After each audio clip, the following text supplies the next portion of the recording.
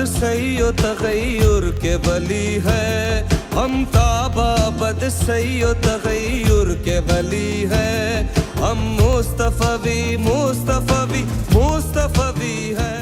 जी ओएसी का जो 48वां इजलास है उसका पहला सेशन जो है वो मुकम्मल हो चुका है और अब जो है वो ब्रेक का वक्त है। अभी कुछ देर पहले यहाँ पे वज़ीर-ए-आज़म पाकिस्तान इमरान खान साहब ने खिताब किया और इजलास जब शुरू हुआ तो उसमें बहुत मुख्तलिफ मंदूबीन जो है उन्होंने शिरकत की और मुख्तलिफ वज़राए ख़ारजा ने यहाँ पे खिताब किया। हमने देखा कि जो इस्लामिक बैंक के सदर हैं उन्होंने यहाँ पे खिताब किया, पाकिस्तान के वज़ीर ख़ारजा शाह महमूद कुरैशी ने इस इजलास की जो है वो सदारत की और चीनी वज़ीर ख़ारजा ने भी यहाँ पे खिताब किया। इस जो इजलास में मुख्तलिफ एजेंडे जो हैं वो शामिल किए गए थे, जिसमें फ़लस्तीन का इशू सर फ़हरिस्त था, कश्मीर का इशू सर फ़हरिस्त था और इमरान खान साहब ने इस बात पे ज़ोर दिया कि मुस्लिम उम्मा जो है वो मिल के यूनिटी के साथ काम करे और दुनिया में जो है वो अपना नाम पैदा करे। चीनी वज़ीर ख़ारजा ने भी जो है वो इसमें इनका खैर मकदम किया। उन्होंने कश्मीर के इशू पर भी बात की और उन्होंने रूस और यूक्रेन के इशू पर भी बात की, जो कि एजेंडे में तो शामिल नहीं था, लेकिन इमरान खान साहब ने भी उस पर बात की और इमरान खान साहब ने ये मशवरा दिया और इमरान खान साहब ने ये कहा कि पूरी मुस्लिम उम्मा को ओआईसी के जो है उनको भी मिल के बैठना चाहिए इस मामले पे और इस मामले का हल निकालना चाहिए। मेरे साथ इस वक्त हमज़ा मौजूद हैं जो कि हमारे स्पेशल कॉरेस्पॉन्डेंट हैं इस्लामाबाद से। हमज़ा, आप इस इजलास में मौजूद थे, आपने ये सारा सुना इजलास, तो कि कौन कौन सी चीज़ें आपको अहम लगीं और क्या कहेंगे इस इजलास के बारे में? देखें, इजलास में मुख्तलिफ वज़ीर ख़ारजा ने अपनी स्पीचेस की और आखिर में इख्तिताम खान साहब की स्पीच से हुआ। तो सेक्रेटरी जनरल की स्पीच आपको पता है कि उन्होंने तमाम पहलुओं को बड़े डिटेल में डिस्कस किया और एंड पे खान साहब ने भी बड़ा अच्छी तरह समराइज़ किया चीज़ों को, स्टार्टिंग विद इस्लामोफोबिया, जिसमें उन्होंने बताया कि 15 मार्च का दिन चुना क्यों गया, क्योंकि बहुत से लोगों को इसका बैकग्राउंड नहीं पता। तो उन्होंने बताया कि ये चुना इसलिए गया था कि जो न्यूजीलैंड का वाक़या हुआ था, एक मॉस्क के अंदर उसकी किलिंग हुई थी, तो उसकी बिना पे उसी डेट को चूज़ किया गया ताकि इस इशू को डिस्कस किया जाए। इसके बाद उन्होंने डिफरेंट इस्लामिक एस्पेक्ट्स डिस्कस किए, जिसमें सेरेफरिस्ट वुमेन राइट्स की बात थी, जो आजकल बड़ा हॉट टॉपिक भी बना हुआ है। आपको पता है आजकल औरत मार्च भी हो रहा है और इंटरनेशनली भी ये क्लेम किया जाता है औरतों की तरफ से जी कि वुमेन राइट नहीं मिलते। तो खान साहब ने अपनी स्पीच में बड़े अच्छी तरह बताया कि वुमेन को राइट देने में सबसे पहले इस्लाम का हाथ था और किस तरह प्रॉफिट मोहम्मद सल्लल्लाहु अलैहि वसल्लम ने वुमेन को इनहेरिटेंस में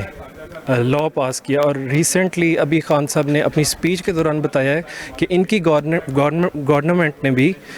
लॉ पास किया है इनहेरिटेंस के हवाले से। इसके बाद खान साहब ने इंटरनेशनल जो रिलेशंस हैं उनको टच किया, ऑल्दो ये एजेंडे का हिस्सा नहीं था, जैसे कि उन्होंने अपनी तकरीर में ख़ुद भी फरमाया, बट उन्होंने बताया कि ये जो इंटरनेशनल क्राइसिस बना हुआ है रशिया के हवाले से, यूक्रेन के हवाले से जो तनाज़ा चल रहा है, उसमें ओआईसी कॉन्फ्रेंस को और चाइना को स्पेशली उन्होंने अभी अपने बयान में भी बताया कि इस ओआईसी सेशन के बाद वो चाइनीज़ फॉरेन मिनिस्टर से 1-on-1 मीटिंग करेंगे, क्योंकि जो ये वॉर है इसका इम्पैक्ट वो उन्होंने बड़े अच्छे तरह से एक्सप्लेन किया कि oil prices, gas prices, wheat prices, क्योंकि ये हम इंपोर्ट कर रहे हैं और बाकी दुनिया में भी इसी तरह मामला चल रहा है, तो ये प्राइसेस बड़े रैपिडली इंक्रीज़ कर रहे हैं। और ख़ान साहब ने इसको कहा कि अगर ये जो तनाज़ा है ये इसी तरह आगे चलता रहा तो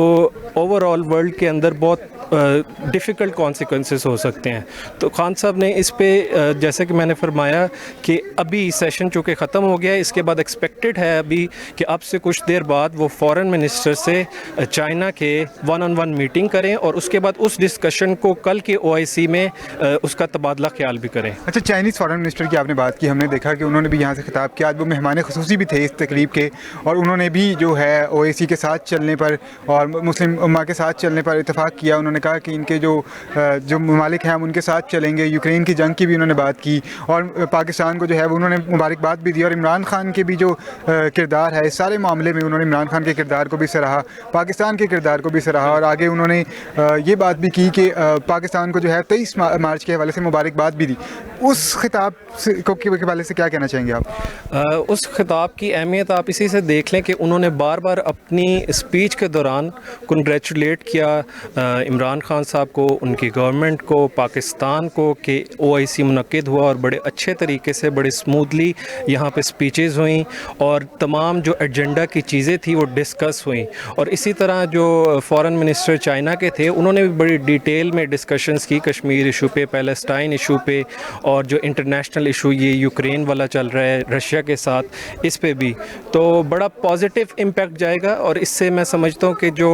हमारा हरीफ है इंडियन मीडिया, जो कल से और पिछले ऑलमोस्ट लास्ट वीक से बड़ा प्रोपेगेंडा कर रहा था, तो चाइनीज़ फॉरेन मिनिस्टर की तरफ से ऐसे बयानात आना एक उस प्रोपेगेंडा को दबाएगा। अच्छा, कश्मीर इशू की भी बात जो है वो चाइनीज़ फॉरेन मिनिस्टर ने की है। और बहरहाल अगर बात करें, ओवरऑल बात करें, तो पाकिस्तान की ये एक बड़ी कामयाबी है कि इजलास जो है वो पाकिस्तान में मुनक्किद हुआ। इससे पहले भी दिसंबर में एक गैर मामूली इजलास जो है वो अफ़गानिस्तान इशू पे जो है वो पाकिस्तान ने मुनक्किद किया था। अफ़गानिस्तान की अगर बात की जाए तो अफ़गानिस्तान के हवाले से एक फ़ंड जो है वो कायम किया गया है। OIC के जितने ममालिक हैं उन्होंने एक फ़ंड जो है वो कायम किया है, जिसमें तमाम ममालिक OIC के वो फ़ंड जो है वो देंगे, जिससे अफ़गानिस्तान के लोगों की मदद की जाएगी और अफ़गानिस्तान गवर्नमेंट जो है वो उसकी मदद की जाएगी।